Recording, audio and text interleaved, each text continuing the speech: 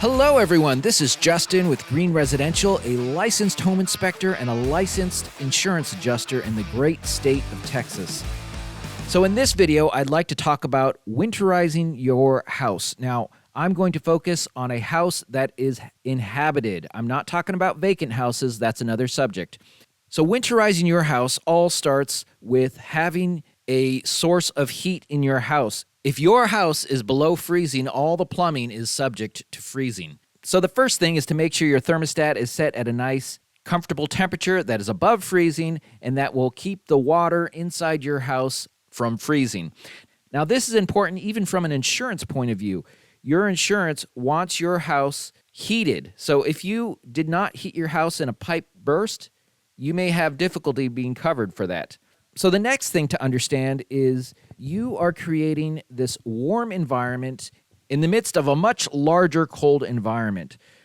So that environment is protected by insulation. That insulation is keeping that heat in your house and preventing it from escaping to the outside. Now, anything on the outside of that thermal envelope, that is the insulation in your walls, the insulation in your attic, is subject to those harsh temperatures. So it becomes very important that we adequately insulate those exterior supply lines that are on the outside of your house.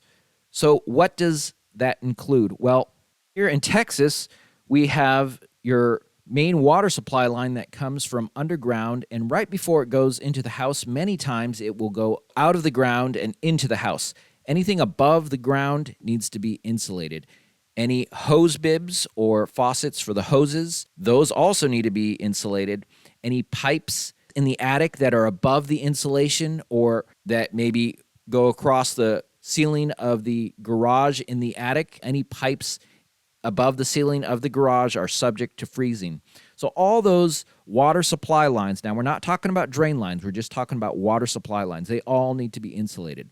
Luckily, this wheel has already been invented. You can go to your hardware supply store or big box store like Home Depot or Lowe's and purchase pipe insulation. Now, there's two types of pipe insulation. There is pipe insulation designed for the exterior that can withstand those harsh rays of the sun. And then there's interior pipe insulation that will degrade over time if you put it outside. Installing pipe insulation is very simple. It just slips around the pipe.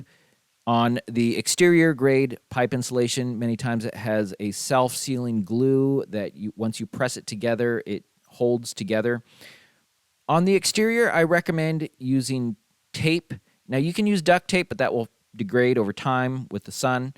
They do have a special tape for wrapping pipe insulation that holds up well to the sun. It's more expensive. Now, not everything could be covered with pipe insulation. For instance, if you have a hose bib that is set close against the wall, you won't be able to get any pipe insulation on that. In that case, you can use a hose bib cover. These just connect to your hose bib, and that will keep it from freezing. Now, there might be a situation where you get a really hard freeze. It might be better to leave a trickle of water going on the exterior faucets. Running water is less likely to freeze. So that is something you may want to consider depending on the severity of the freeze. The main thing is keeping those pipes above freezing.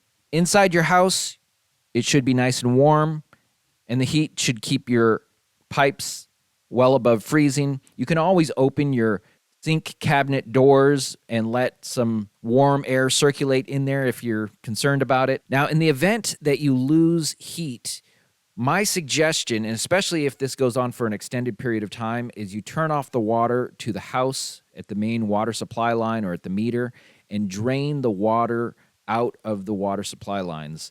So it minimizes the chance that those pipes will burst. To do that, just turn off your main water supply line and turn on all your faucets. Let your faucets fully drain out. Now, you'll want to be careful when you turn that water back on. You don't want that water just pouring out so fast that in some cases your drain can't handle that continual heavy flow of water pouring into the sink basin. So just be mindful of when you turn the water back on to go around and let the air out first of the lines, and once everything's flowing, turn the faucets off. Well, I hope this video was helpful. If you found it helpful, it'd be much appreciated if you hit that thumbs up button. You know, we put out videos like this on a regular basis that include general house knowledge and simple repairs that many homeowners can do themselves. So if you're not yet a subscriber, I recommend hitting that subscribe button. I'm so glad you caught this video. I hope you catch my next one. Have a great day, and bye for now.